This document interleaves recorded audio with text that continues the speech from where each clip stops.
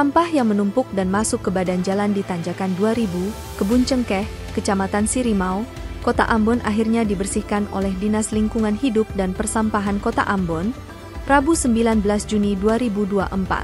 Pantauan Tribun Ambon.com di lokasi pukul 15 WIB, DLHP mengarahkan satu alat berat dan beberapa truk pengangkut sampah. Akibat aktivitas pengangkutan ini, menyebabkan kemacetan tidak terhindarkan. Warga yang melintasi area tersebut juga menutup hidung karena bau tak sedap yang berasal dari penumpukan sampah itu. Kepada tribunambon.com, Kabid DLHP Kota Ambon, Nizar katakan bahwa penumpukan sampah ini terjadi karena warga tidak membuang sampah pada waktu yang ditentukan oleh pemerintah. Dia mengimbau agar warga membuang sampah antara pukul 22 hingga pukul 5 WIB untuk mencegah terjadinya penumpukan sampah di tempat tersebut.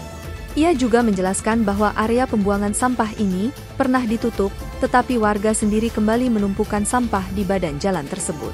Ia juga meminta maaf kepada pengendara dan warga yang terganggu akibat proses pembersihan sampah itu.